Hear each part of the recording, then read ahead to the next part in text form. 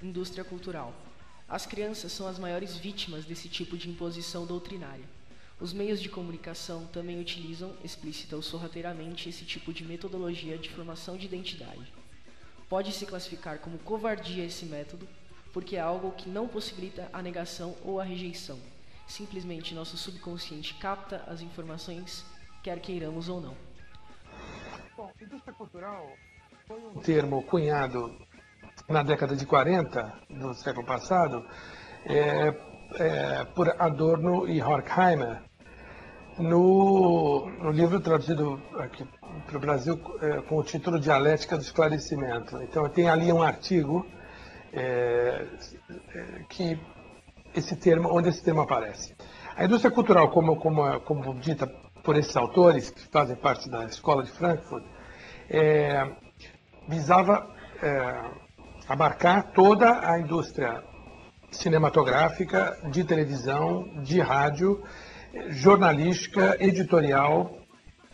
E, visto como indústria, eles recebiam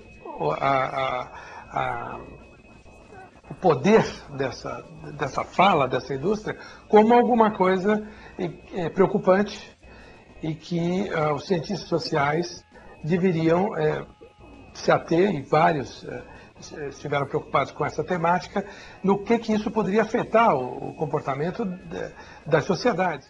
A indústria cultural anda sempre junto ao governo, que lhe oferece apoio em troca da omissão de fatos e invenção de outros. Um exemplo disso é a emissora Globo, que funciona como uma fábrica de ideologias e que, durante muitos momentos da história brasileira, poupou os telespectadores de certos aspectos.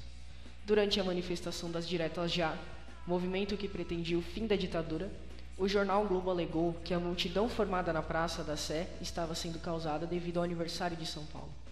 Como disse o ex-presidente Médici, no noticiário da Globo, o mundo está um caos e o Brasil está em paz. É como tomar um calmante depois de um dia de trabalho.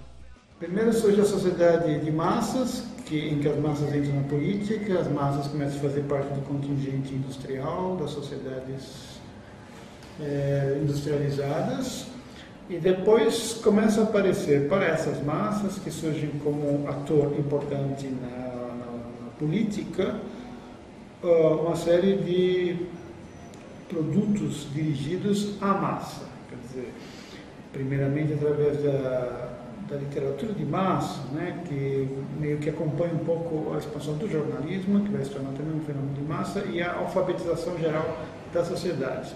No momento que as pessoas começam a se alfabetizar, aumenta o contingente daqueles que podem ler, surge literatura de massa, surge o romance de massa, o jornalismo se expande, aí começa a existir essa coisa chamada cultura de massa.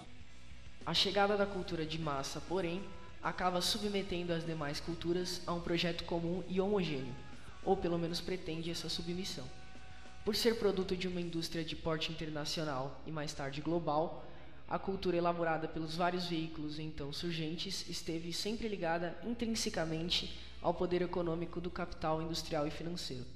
A massificação cultural, para melhor servir esse capital, requereu a repressão às demais formas de cultura, de forma que os valores apreciados passassem a ser apenas os compartilhados pela massa.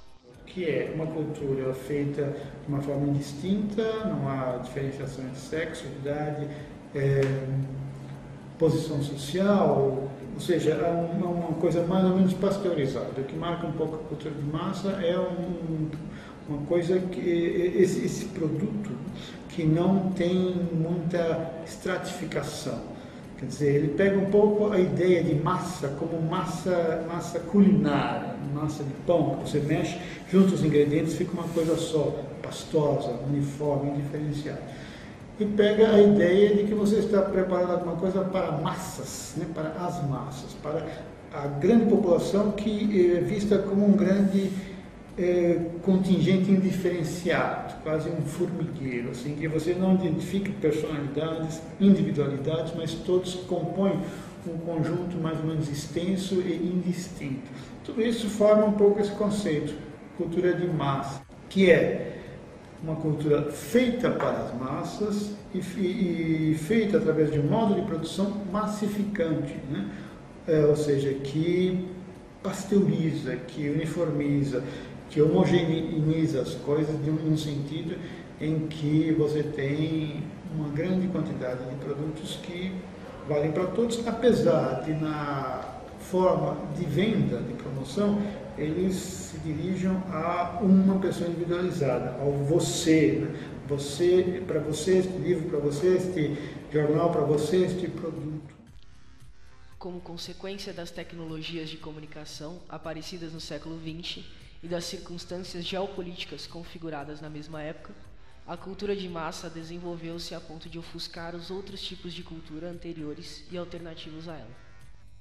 Antes de haver a linguagem do cinema, rádio e TV, falava-se em cultura popular, em oposição à cultura erudita das classes aristocráticas, em cultura nacional, componente da identidade de um povo, em cultura clássica, conjunto historicamente definido de valores estéticos e morais, e num número tal de culturas que, juntas e interagindo, formavam identidades diferenciadas das populações. Infelizmente, nós estamos vendo uma crise cultural nessa virada de século, que é uma das mais tristes na história da música, porque no momento, imagine você, no momento que tudo fica fácil, que gravar música é fácil, que produzir música é fácil, que a internet divulga com maior facilidade, comprar disco nem precisa mais, você aperta um botão, está tudo na sua casa, é se imaginar que as pessoas consumam o melhor. No entanto, quanto mais cresce a indústria cultural e as facilidades, pior vai ficando a música. Quer dizer, os caras que dirigem as grandes máquinas de comunicação não sabem mais dialogar com talento, né?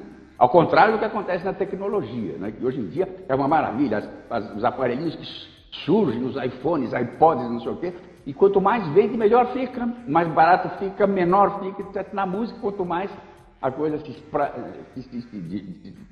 divulga, cresce, né? Pior fica o conteúdo. É uma crise que o século XXI vai ter que resolver, porque o Brasil foi vítima durante 10 anos das pseudo-duplas sertanejas, que não tinham nada de sertanejo, sim de sertanojo, e toda essa música sertaneja que nós ouvimos durante a década de 90 toda, não passou de um boleirão de puteiro de Cais de Porto de quinta categoria. Aliás, não foi só música sertaneja, o falso pagode também, que existiu durante tantos anos aí recentemente, todo ele não vale uma pausa numa música de Nelson Cavaquinho.